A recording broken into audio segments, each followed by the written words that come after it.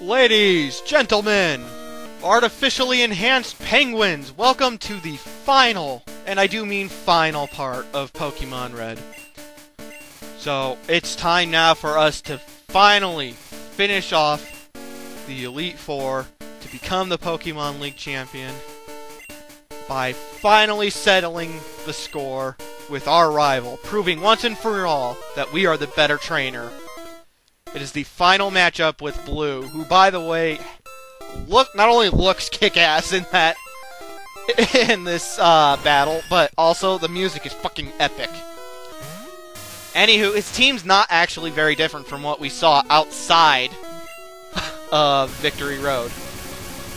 He starts off with a Pidgeot as always, so you should be expecting this by now. Have a Lightning Pokemon as your leadoff. You're going to want to paralyze the Pidgeot, because it's going to be faster than you if you're anywhere near my level. And once paralyzing it, just spam the lightning attacks. I was so hoping Quick Attack would finish it off right there, but it didn't. But it doesn't matter. Doesn't matter. Because it's Pidgeot, it's going down. I don't know what all moves his Pidgeot has other than Agility, Wing Attack, and Whirlwind. I don't think Whirlwind works in this game for trainer battles. Wing Attack is weak against Lightning, and Agility just raises its speed, which if you're going to paralyze it, whatever. We get to definitely the strongest Pokemon in his team, as it has been ever since it evolved, Alakazam. Alakazam knows Psychic, as you just saw, Psybeam, Reflect, and Recover. Reflect will make him take half as much damage with physical attacks as it would if he didn't have it going. Recover lets him heal 50% of his max HP without any kind of problems. Psybeam is a decent psychic attack, which coupled with Alakazam's speed and overwhelming power, it's going to hit hard enough to knock almost anything out, unless you're like drastically higher level, or if you have a psychic type Pokemon yourself. And of course Psychic is the debatable strongest psychic attack. Dream Eater hits harder, but Psychic you can use anytime. And in my team, I can almost guarantee it's going to be able to one-shot pretty much anything but Hypno. Just like Pidgeot, try and use Thunder Wave to paralyze Alakazam to cut its speed severely. That'll give you a huge advantage, because that means you're at least going to get to do something during your turn. After that, I strongly recommend, at the very least, spamming Sand Attack on it if you're around my level, because it's going to be able to one-shot anything you have. If it uses Recover, I wouldn't worry too much about it. I'm going to use the exact same strategy that I used for Lance's Dragonite in the previous part, and after Sand Attack, I used Double Team quite a bit.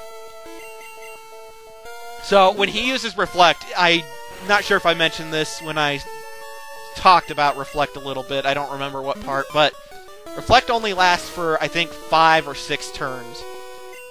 So, after the 5 or 6 turns, that's when you're probably going to want to attack him with physical attacks. You don't want to use special attacks against Alakazam ever. Ever. Something I didn't mention at the very beginning because I was being an idiot. Make sure before you come into this room that you're fully healed, because once you walk through the door, it's all automated. It's all automated and scripted and whatnot. The battle will start automatically. If you haven't already used your PP restoring moves, or PP restoring items, make sure you do on your crucial Pokemon.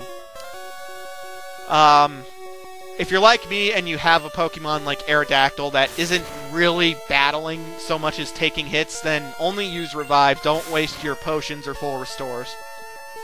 Anyway, finally start using whatever physical attacks, your best hitting physical attacks. I love Body Slam, I recommend that, or Double Edge. But anyway, once Alakazam's down, this takes us to Rhydon, which is probably the weakest link in his team.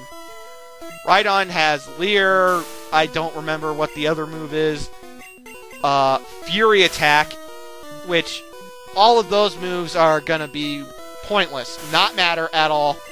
The only one that really will matter is going to be his Horn Drill attack. Horn Drill is a one-hit KO attack as long as you're the same level or lower level than the Pokemon using it. Which means that he has a chance of one-hit KOing me. Now, this isn't actually such a big deal because I don't know how evasiveness and accuracy lowering play into Horn Drill's accuracy, if they affect it at all. But it shouldn't matter.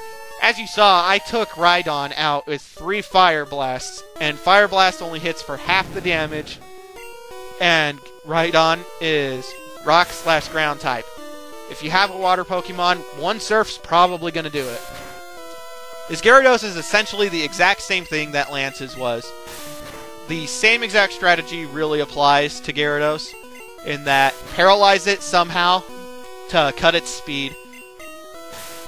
Don't do what I'm doing. Instead, go with the lightning attack. I want to keep Flareon's evasiveness rolling and take advantage of that, which is why I didn't switch to Electabuzz. But Gyarados was still able to hit me with a Hydro Pump, so, you know.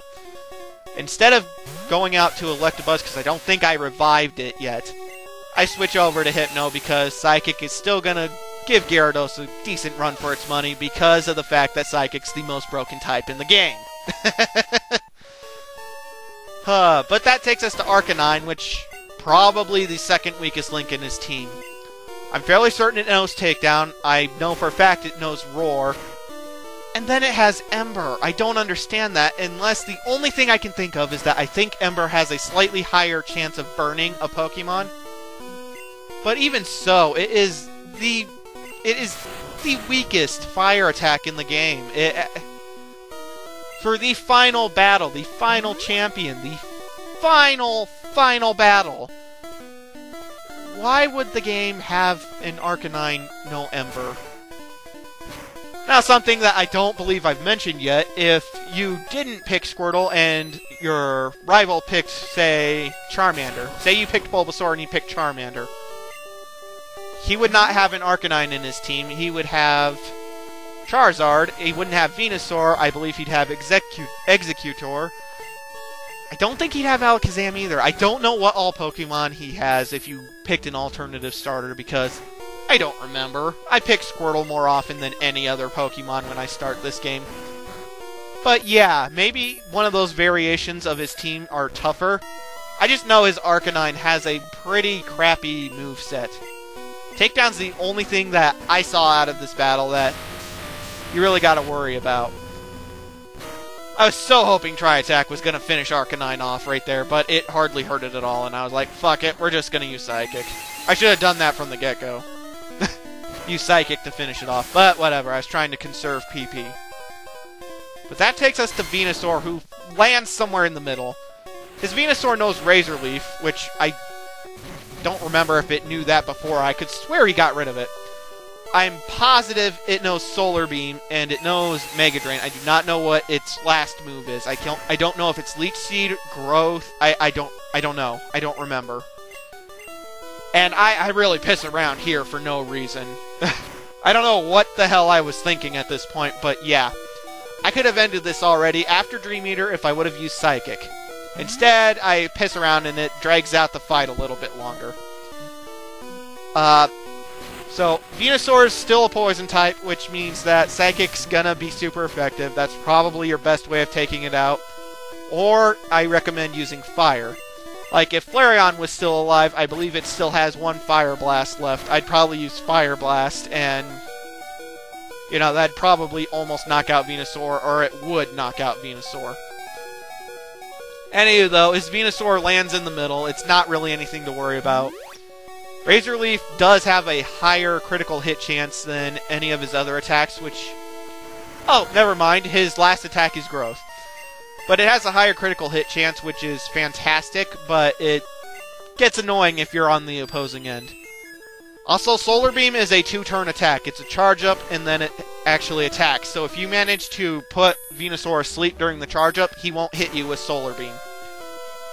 Anywho, though, that takes care of his Venusaur. We defeated Blue! Huh, motherfucking za! No! That can't be! You beat my best! After all that work to become the league champ? My reign is already over? It's not fair! Why? Why did I lose? I never made any mistakes raising my Pokemon. Darn it!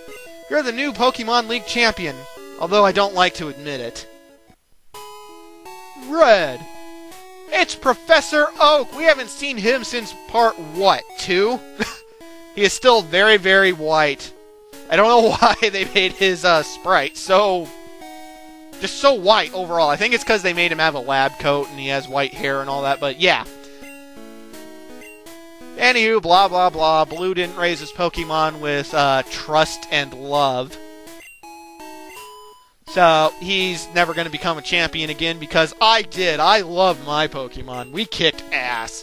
So proud of it. So proud of this team. It went so well. Oh, good lord. I actually went into the Elite Four not expecting to win, and I wound up kicking so much ass. I'm so proud of it. Anywho, after beating Blue, we go to here, where our Pokemon are recorded into the Hall of Fame. It is fantastic.